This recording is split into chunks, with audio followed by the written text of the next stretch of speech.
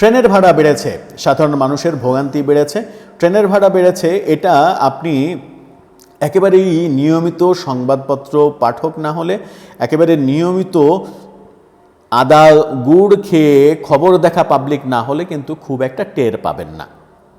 বাংলাদেশে ট্রেনের ভাড়া বাড়লেই বা কি, গ্যাসের ভাড়া বাড়লেই বা মানে গ্যাসের দাম বাড়লেই বা কি, বিদ্যুতের দাম বাড়লেই বা কি, বাংলাদেশের মানুষ সর্বংসহা হয়ে গেছে।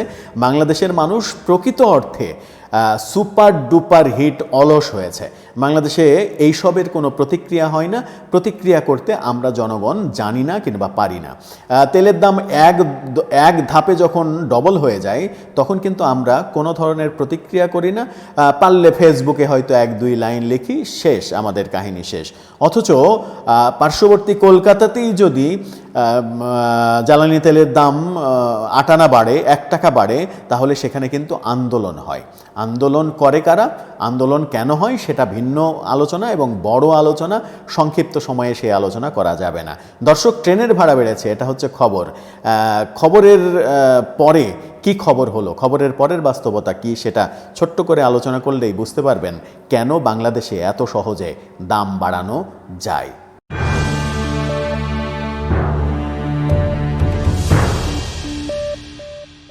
ট্রেনের ভাড়া বেড়েছে, আপনারা কতজন জানেন? আমি বলার আগে আপনারা কতজন জানেন একটু মিলিয়ে নেবেন। আমরা অধিকাংশরাই জানি না, কিংবা আমরা জানলেও আমরা খুব একটা কেয়ার করি না।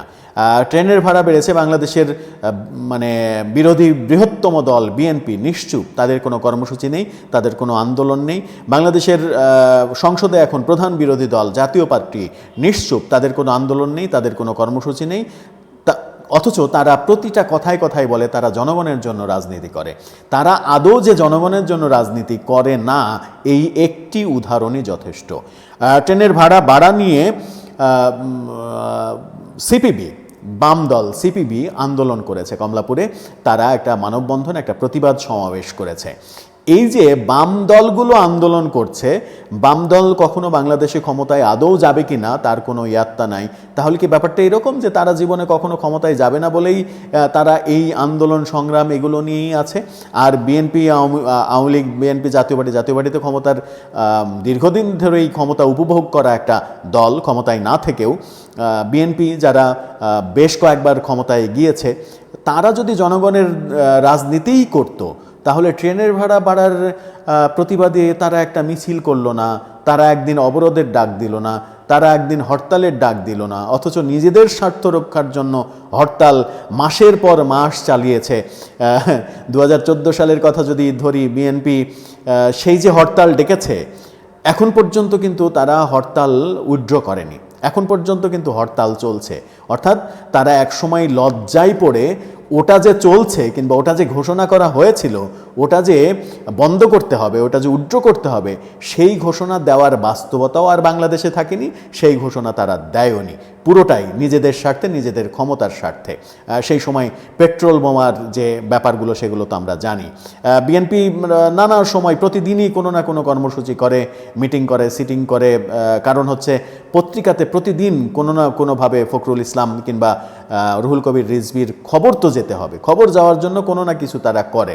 কিন্তু ট্রেনের ভাড়া বেড়েছে, সেই ব্যাপারে বিএনপি নিশ্চুপ কেন? জাতীয় পার্টি নিশ্চুপ কেন? বাংলাদেশের এত সুশীল সমাজ তারা নিশ্চুপ কেন? এই বাম দল সিপিবি তারা আন্দোলন থেকে বলেছে ট্রেনের ভাড়া, ট্রেনে সাধারণ মানুষ চড়ে, ট্রেন সাধারণ অসহায় মানুষদের জন্যই মূলত সরকারি প্রতিষ্ঠান, যেটা লাভজনক প্রতিষ্ঠান ছিল, সেই প্রতিষ্ঠানকে ধ্বংস করে ফেলে সেটাকে এখন লসের প্রতিষ্ঠান হিসেবে তৈরি করা হয়েছে।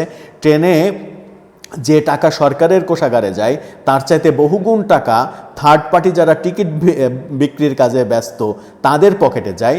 নানাভাবে টিকিট চোরাচালানি হয়, ট্রেনের নিয়মের বালাই পর্যন্ত নেই, যদিও আগের থেকে অনেক ভালো হয়েছে। অথচ ট্রেনের ভাড়া বাড়ানো হচ্ছে। এটা জনগণের প্রতি এক ধরনের অবিচার করা। আমিও ব্যক্তিগতভাবে মনে করি যে এটা জনগণের প্রতি এক ধরনের অবিচার করা।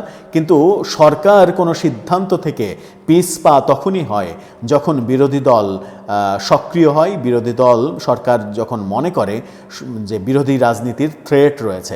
বিরোধী রাজনীতির থ্রেট না থাকা পর্যন্ত সরকার কিন্তু যা ইচ্ছা তাই সিদ্ধান্ত নিতে এতটুকু ভাবে না, ভাবার প্রয়োজনীয়তা হয়নি। সুতরাং আমার মনে হয় যে এইখানে সরকারকে যতটুকু দোষ দেওয়ার সেটা তো দেবেনই, আমিও সরকারের পক্ষে বিন্দুমাত্র এই ইস্যুতে বলতে চাই না, কিন্তু আমার মনে হয় যে সব থেকে বেশি দোষ বিরোধী রাজনীতির, যারা এইগুলোকে ইস্যু বানাতে পারে না, যারা এইগুলোকে ইস্যু বানাতে আদতে চায় না, যারা শুধুমাত্র জনগণের কথা বলে নিজেদের ভোগবিলাসের রাজনীতি করতে চায়।